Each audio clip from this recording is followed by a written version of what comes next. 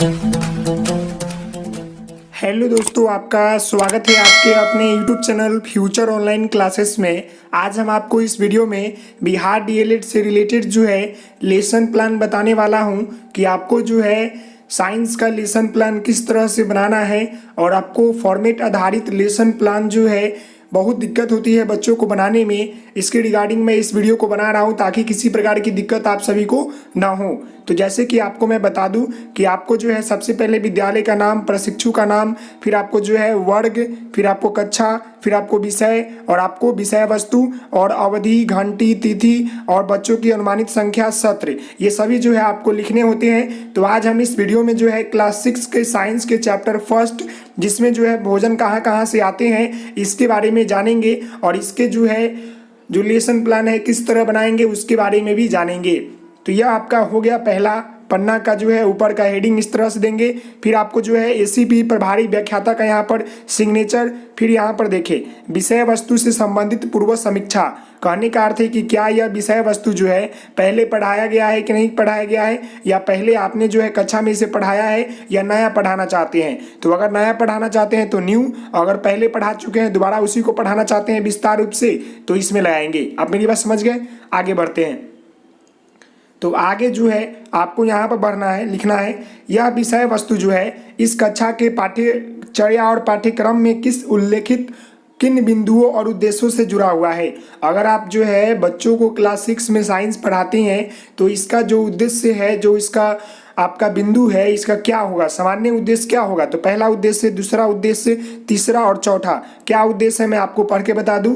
छात्रों को विज्ञान के प्रति रुचि उत्पन्न करवाना, छात्रों को विज्ञान विषय के प्रति रुचि उत्पन्न करवाना पहला, छात्रों में वैज्ञानिक दृष्टिकोण उत्पन्न करवाना दूसरा, छात्रों में समस्या हल करने की क्षमता का विकास करना तीसरा, छात्रों में अन्वेषण तथा सृजनात्मकता का विकास करना चौथा। ये चार जो है सामान्य उद्देश्य है। कहने का अर्थ है कि यह विषय पढ़ाने से पहले बच्चों में क्या उद्देश्य है, मतलब कि यह विषय वस्तु इस कक्षा में पढ़ाएंगे तो यह जो पाठ्यचर्या है, पाठ्यक्रम है, इसका कौन सा बिंदु से जुड़ा हुआ है बच्चों के लिए।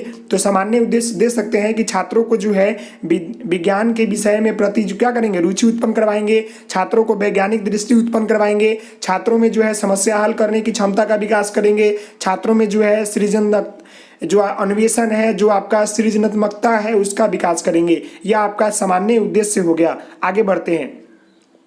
तो आगे जो है आपका है क्या यह विषय वस्तु पूर्वोत्तर कक्षाओं के पाठ्यचर्या में भी शामिल है। यह विषय वस्तु जो आप पढ़ा रहे हैं, भोजन कहाँ कहाँ से आता है, क्या यह पिछले कक्षाओं में भी पढ़ना है। तो यह विषय वस्तु पूर्वोत्तर कक्षाओं में जो है शामिल है, हाँ पढ़ना है आपको। जो है क्लास 4, क्लास जो आपका 3-2 है, इसमें भी जो है भोजन कहाँ से आते हैं या भोजन के बारे में जो है पढ़ना है, रिलेटेड है, तो आप लिख सकते हैं। नेक्स्ट है आपका क्या मैंने इस विषय वस्तु का शिक्षण पहले किया है। क्या आपने जो है ये चैप्टर को पहले कहीं पढ़ाया है, हाँ तो हाँ, नहीं तो ना। आप समझ गए? आगे बढ़ते हैं। तो आगे जो है आपका यह विषय वस्तु इस कक्षा के और किन किन बिंदुओं या इकाइयों से जो है, विषयों से जो है जुड़ा हुआ है। तो यह जो है यह कक्षा का जो है साइंस के चैप्टर 2 से जो है जुड़ा हुआ है। इसमें जो है चैप्टर 2 में जो है भोजन के अव्यय के बारे में जानना है, तो इससे जुड़ा हुआ है। साथ ही साथ कह सकते हैं कि आपको जो है इन्वायरमेंटल साइंस जो होता है, सामान्य अध्ययन, उससे भी जो है जुड़ा हुआ है। आपको क्लास 6 के जो है सामान्य अध्ययन में ज्योग्राफी में जो है आपको पढ़ना है भोजन के बारे में, उससे जुड़ा हुआ है, ये लिख सकते हैं। नेक्स्ट है आपका कक्षा के विद्यार्थियों के पास इस विषय वस्तु को संबंधित क्या आधारभूत समझ हो सकती है, कि इस चैप्टर से रिलेटेड जो है बच्चों के नॉलेज कितना है, बहुत थोड़ा या थोड़ा बहुत या बहुत अधिक। तो आज जितना है उतना लगाएंगे। अगर नहीं जानकारी है तो इसमें, थोड़ा जानकारी है तो इसमें, अगर पूरी जानकारी है तो इसमें। आप समझ गए? आगे बढ़ते हैं। तो अगला जो है आपका है विषय वस्तु का विवरण। यह चैप्टर में जो है क्या पढ़ना है उसका थोड़ा सा जो है आपको विषय वस्तु का विवरण देना है। तो जैसे कि यहाँ देखिए प्रस्तुत पाठ भोजन कहाँ से आते हैं, इसके माध्यम से बच्चे मनुष्य व जीव जंतु के विभिन्न प्रकार के भोजन के बारे में जान पाएंगे, साथ ही साथ भोजन के स्रोत को जान पाएंगे। बस इस विषय वस्तु में इतना ही पढ़ना है। आगे बढ़ते हैं। अब जो है आपको यहाँ पर विषय वस्तु का जो है उद्देश्य बताना है। जो आपका विषय वस्तु है भोजन कहाँ कहाँ से आते हैं, उसका जो है उद्देश्य क्या होगा, ऑब्जेक्टिव्स क्या होगा। तो पहला ऑब्जेक्टिव्स, दूसरा और तीसरा। पहला देखिए, छात्र जीव जंतु एवं मनुष्य के भोजन के प्रकार, उनके भोजन के स्रोत के बारे में जान पाएंगे।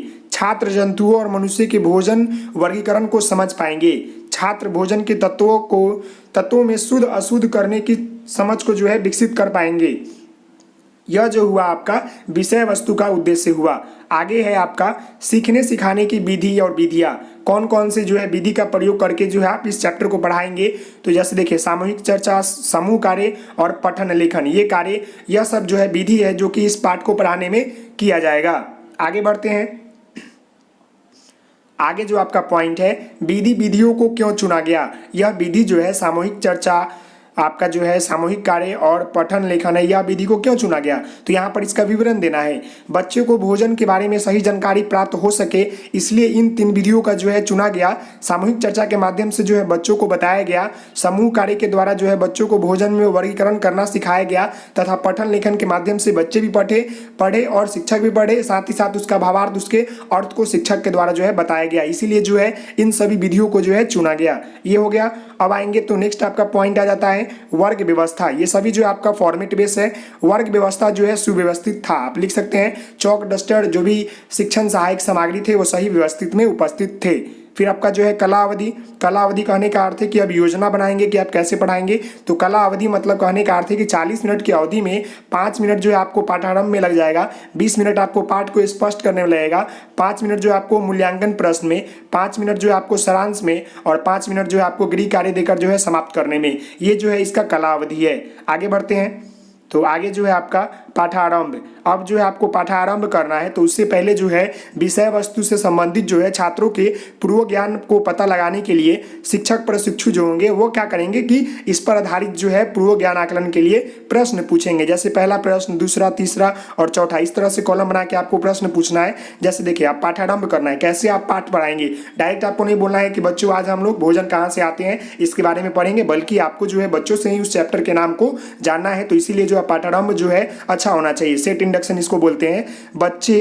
बच्चों हम क्या क्या खाते हैं। पहला प्रश्न पूछा गया कि बच्चे हम क्या क्या खाते हैं। तो बच्चे बहुत सारा जवाब दे सकते हैं। कोई बोलेंगे अनाज खाते हैं, कोई बोलेगा फल खाते हैं, कोई बोलेगा सब्जी मांस खाते हैं। ये सब आवाज आ सकते हैं। बच्चे फल व सब्जी कहाँ से आते हैं। तो पेड़ पौधे से आते हैं, खेतों से आते हैं, ये बोल सकता है बच्चा। बच्चों जंतुओं से क्या भोजन प्राप्त होता है। तो जंतुओं से जो भोजन मिलता है वो क्या मिलता है, दूध मांस, बता सकते हैं। बच्चों जंतुओं और मनुष्य की भोजन में वर्गीकरण होता है। तो समस्यात्मक। बच्चों जंतुओं और मनुष्य के भोजन में वर्गीकरण होता है। तो बच्चे क्या हो जाएंगे, मौन हो जाएंगे। बच्चों मतलब वर्गीकरण क्या होता है ये भी पूछ सकते हैं। यहाँ पर थोड़ी हिंदी गलत लिखी हुई है तो यहाँ पर क्या हो गया, समस्यात्मक हो गया, मतलब कि बच्चे चुप हो गए। अब जो है आपको उद्देश्य कथन कहना है कि आपको चैप्टर में क्या पढ़ाना है उसको बोल देंगे। बच्चों आज हम लोग जो है भोजन कहाँ से आते हैं उस पाठ के बारे में अध्ययन करेंगे। ये हो गया। अब जो है आपको विषय विस्तार करना है कि आपने जो है पाठ घोषित कर दिया तो आप पढ़ाएंगे क्या। तो आपका शिक्षण बिंदु क्या पढ़ाए, छात्र प्रशिक्षु क्रिया, या आप हो गए, या आपका छात्र हो गया, या आपका श्यामपट्ट कार्य हो गया।